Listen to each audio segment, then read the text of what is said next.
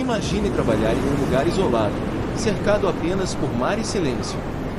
Mas quando a noite cai, o que era solidão vira algo muito mais sombrio. Hoje você vai conhecer 3 histórias reais e aterrorizantes sobre faróis, lugares onde o tempo parou e o horror se esconde em cada feixe de luz. Se você acha que o mar é calmo, prepare-se para mudar de ideia. Essas histórias não são lendas, são registros assustadores que até hoje intrigam a polícia, moradores e estudiosos do paranormal.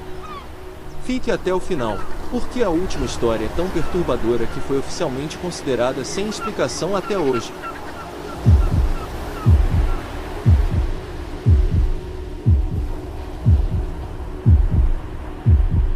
Imagine um arquipélago remoto na costa da Escócia, onde o vento uiva sem descanso, as ondas colidem violentamente contra penhascos de pedra, e a neblina nunca se dissipa por completo. Estamos nas Ilhas Flannan, um grupo de ilhotas rochosas e desabitadas. É o ano de 1900, e no alto de um dos penhascos mais isolados, ergue-se o imponente farol de Ilha Mor. Ele havia sido construído apenas um ano antes, em 1899, para guiar embarcações através das águas traiçoeiras do Atlântico Norte. Mas em dezembro do ano seguinte, esse farol se tornaria o palco de um dos maiores mistérios não resolvidos da história marítima. 3 faroleiros haviam sido designados para cuidar da torre: Thomas Marshall, James Ducat e Donald MacArthur. Homens experientes, acostumados ao isolamento e aos perigos do mar. Revezavam-se em turnos, vigiando a luz, mantendo registros meteorológicos e garantindo que nada comprometesse a segurança dos navios que passavam. Mas então, eles desapareceram. Tudo começou em 15 de dezembro, quando um navio que cruzava a área observou que o farol estava apagado, algo completamente fora do protocolo. A luz deveria funcionar ininterruptamente, dia e noite. Por causa do mau tempo, a visita programada do navio de suprimentos foi adiada.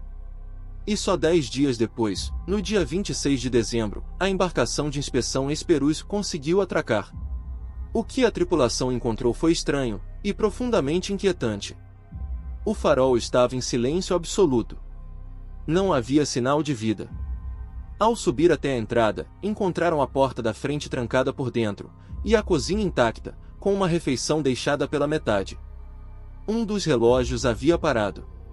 Os quartos estavam arrumados. Mas não havia sinal dos 3 homens. Era como se tivessem evaporado no ar.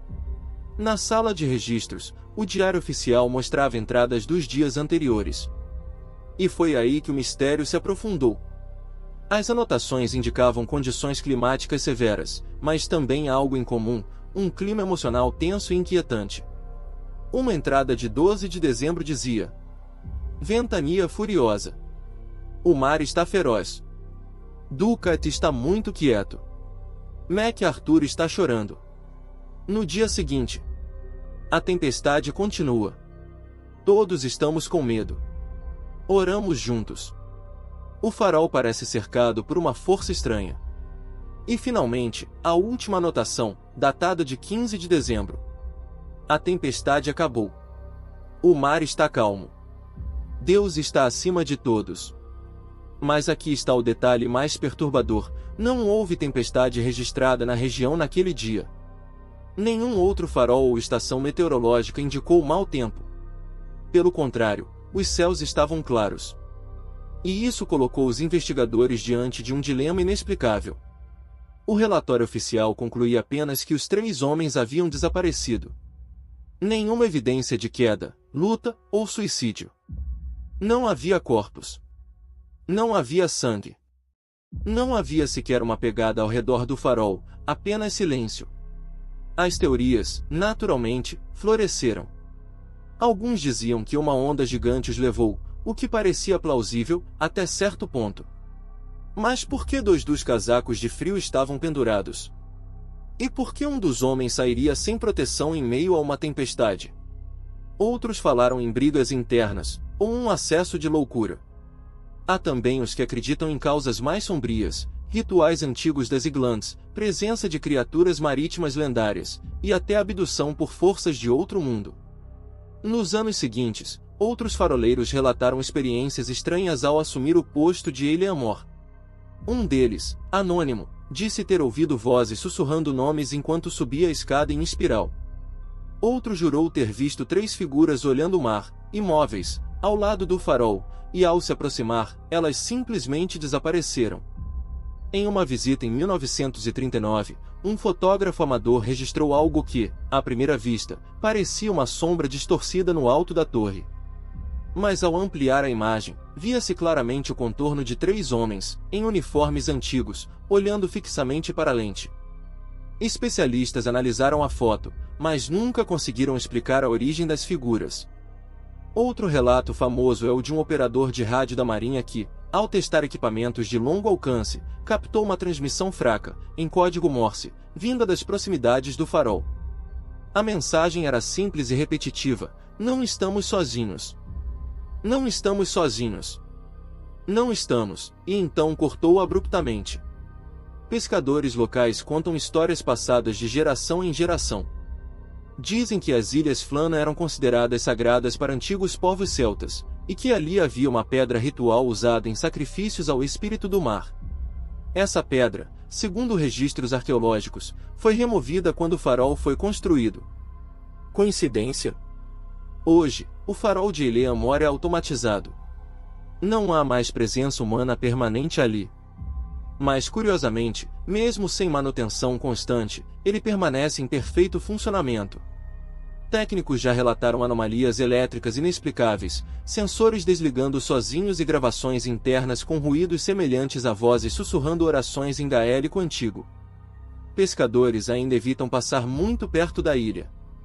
Dizem que, em noites de céu limpo, quando o mar parece calmo demais, é possível ouvir batidas metálicas ecoando das rochas. E em raros momentos, a luz do farol pisca sozinha, mesmo desligado. A verdade sobre o que aconteceu com Thomas, James e Donald se perdeu no tempo, engolida pelo mar, pela neblina e pelo medo. Mas talvez, só talvez, eles ainda estejam lá. Vigiando. Esperando.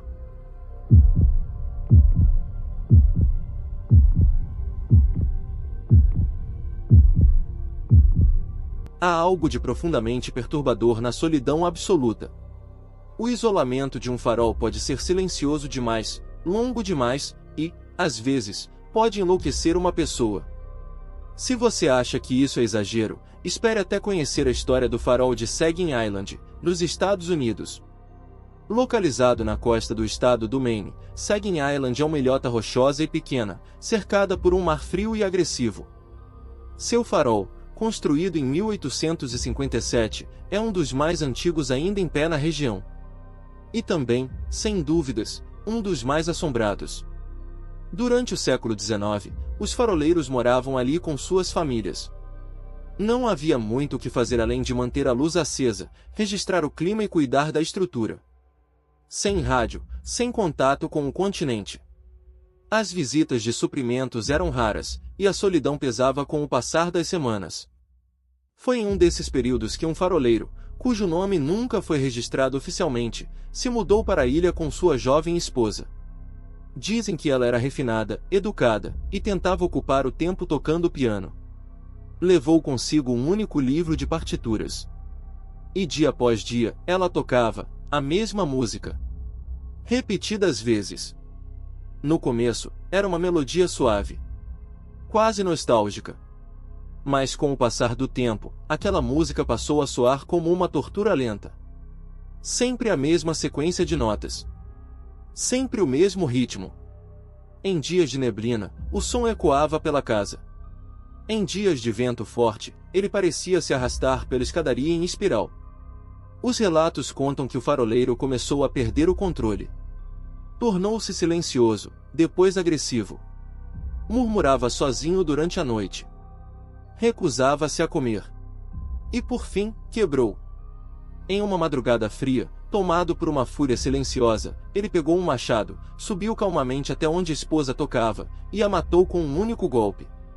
Em seguida, ele destruiu o piano inteiro, tecla por tecla, até que não restasse som algum. E então, caminhou até o topo do farol e se jogou. O incidente foi abafado pela administração da época. Não existem registros públicos oficiais. Mas desde então, Sagin Island nunca mais foi a mesma. Pouco tempo depois, o farol foi novamente ocupado. Mas o novo faroleiro pediu transferência menos de um mês depois. Ele alegava ouvir um piano tocando todas as noites. Quando subia para verificar, o som desaparecia. No entanto, ao retornar para a cama, o som recomeçava, mais alto, mais insistente, mais próximo. Outros relataram o mesmo fenômeno, o som de notas vindas de um piano invisível, ecoando do vazio. Em alguns casos, o som era ouvido no porão. Em outros, parecia vir do alto da torre. Nenhum piano foi encontrado em nenhuma inspeção. Em 1970, quando o farol já estava sob controle da Guarda Costeira dos Estados Unidos, uma equipe técnica foi enviada para manutenção de rotina. Um dos marinheiros, cético, debochado, teria dito em tom de brincadeira: "Se esse fantasma existe mesmo, que toque agora." Naquela noite, segundo os relatos do relatório interno, o homem enlouqueceu temporariamente. Foi encontrado de madrugada, trancado na casa de máquinas, tremendo, com os dedos cobertos de sangue por tentar tapar os ouvidos com força. Ele murmurava uma única frase, repetidamente: "Não para de tocar. Não para de tocar. Não para de tocar." A história ganhou força entre os locais e visitantes. Hoje, o farol é um ponto turístico moderado, aberto à visitação em algumas épocas do ano. Mas há regras não ditas entre os guias locais. Nenhum deles sobe a torre sozinho. Ninguém permanece depois do pôr do sol. E todos eles juram que, em certos dias, quando o vento muda de direção, é possível ouvir a melodia do piano vindo do topo da ilha. Uma melodia repetida. Sempre a mesma. Sempre a mesma. Em 2001, uma equipe de documentaristas independentes passou 2 noites em Sagin Island para investigar os relatos.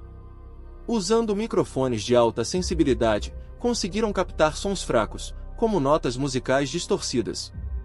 Os arquivos foram analisados em estúdio, e revelaram uma sequência harmônica coincidente com a de uma peça clássica antiga, da era romântica, popular na época em que o crime teria ocorrido.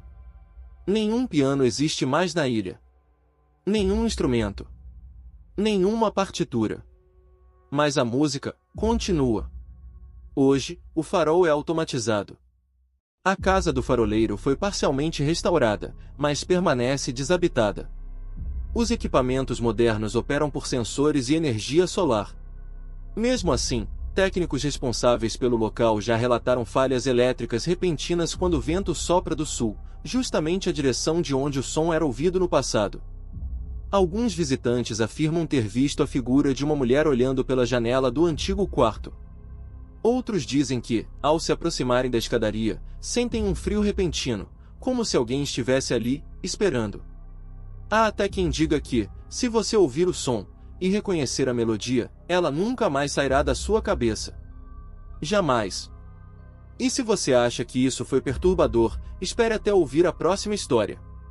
Porque, no Brasil, existe um farol abandonado onde não há relatos de música, mas sim, de desaparecimentos, marcas de sangue e uma luz que nunca deveria acender, mas continua iluminando o mar em noites de silêncio absoluto.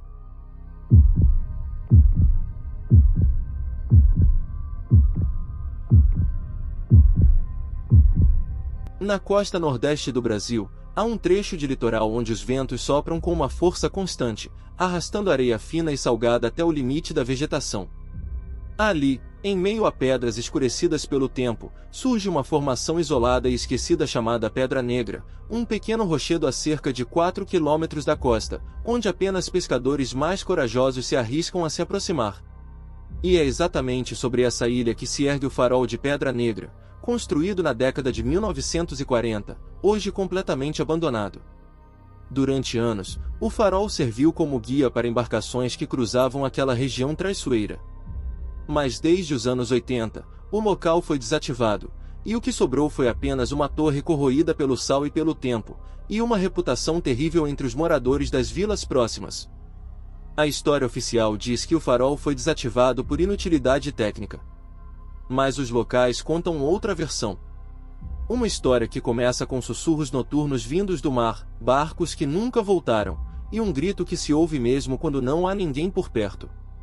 Segundo os antigos da região, muito antes da construção do farol, aquela pedra era usada por comunidades indígenas como um local de vigília espiritual. Era considerada um território sagrado e amaldiçoado. Pescadores mais antigos evitavam pescar nas redondezas, mesmo com os peixes abundantes, por medo de perturbar o espírito que vive nas rochas. Em 1979, um jovem faroleiro chamado Osmar foi designado para ficar ali por 30 dias, em um revezamento padrão. Mas apenas 18 dias depois, ele foi encontrado em estado de choque, sozinho, sentado nos degraus da torre. Seus olhos estavam fixos no mar, e ele repetia apenas uma frase, sem parar. Ela está lá em cima. Ela não desce. Ela nunca desce. O relatório oficial atribuiu o episódio à exaustão mental. Osmar nunca mais falou sobre o que viu. Nunca mais trabalhou em faróis. E passou o resto da vida recluso, em silêncio. Pouco depois disso, o farol foi fechado. Sem explicações. Os equipamentos retirados. As portas soldadas. Mas a ilha nunca ficou realmente vazia. Em 2011, um grupo de jovens youtubers decidiu acampar no local, com o objetivo de explorar a torre e desmentir as lendas. Levavam câmeras, lanternas, drones e barracas. Fizeram transmissões ao vivo no início da viagem, mostrando o mar, a costa distante e o farol ao fundo. Todos pareciam empolgados. No dia seguinte, apenas 2 deles retornaram, em completo estado de pânico. Foram encontrados por pescadores locais em uma jangada improvisada, flutuando à deriva. Estavam desidratados, arranhados, e se recusavam a falar o que havia acontecido. O que se sabe veio das gravações que conseguiram recuperar. Em uma das câmeras, os jovens exploravam o interior da torre durante o pôr do sol. Mostravam escadas enferrujadas, pichações antigas, e à vista do alto, tudo típico. Mas, às 2h17 da madrugada, a câmera do tripé externo capturou algo estranho, uma luz forte acendendo no topo do farol. Sozinha. Sem eletricidade, sem geradores. E uma figura escura, imóvel, posicionada diante da lente. Ela não se mexia, mesmo com o vento forte. Não falava. Apenas, estava ali. Segundos depois, a câmera caiu. Em outra gravação, feita com celular, um dos jovens descia a escada desesperadamente, gritando o nome do amigo, Mateus. Cadê você? Fala comigo. Responde, cara. Depois, silêncio. E então, um som que ninguém conseguiu explicar, uma espécie de canto agudo, quase como uma mulher chorando, vindo do topo da torre. Um som que pareceu se aproximar, até cessar de repente. Na última imagem registrada, a luz do farol piscou 2 vezes e se apagou. O grupo nunca mais publicou nada. O canal foi desativado semanas depois. Os 2 sobreviventes sumiram das redes sociais. Um deles, segundo registros públicos, foi internado voluntariamente em uma clínica psiquiátrica do interior de São Paulo. A Marinha, pressionada pela exposição do caso, enviou uma equipe de inspeção à ilha. Mas nada de anormal foi relatado. Nada encontrado. E, curiosamente, as gravações originais foram confiscadas por Segurança Nacional. Moradores da vila de São Bartolomeu, o povoado mais próximo da Pedra Negra, continuam jurando que em certas madrugadas, principalmente nas luas novas, é possível ver uma luz girando lentamente no horizonte. Uma luz branca, intermitente, como se o farol ainda estivesse em operação. Eles dizem que a entidade da torre não gosta de ser incomodada. Que ela protege algo. Ou espera por alguém. Alguns acreditam que seja o espírito de uma mulher indígena que foi sacrificada nas pedras antes da colonização. Outros falam em um vigia das águas, uma criatura que assume forma humana apenas quando a escuridão domina tudo ao redor. O que quer que seja, ela permanece. E o farol, mesmo abandonado há décadas, ainda cumpre sua função. Mas ao invés de alertar navios, talvez esteja tentando impedir que algo saia de lá. Essas histórias são reais. Documentadas. Registradas. E embora o tempo passe, há lugares que parecem se recusar a esquecer. Lugares onde o vento sopra mais forte. Onde a solidão fala mais alto. Onde a luz nunca deveria apagar. Mas se há uma lição a tirar de tudo isso é: faróis existem para nos manter longe do perigo. Mas às vezes, eles são o próprio perigo.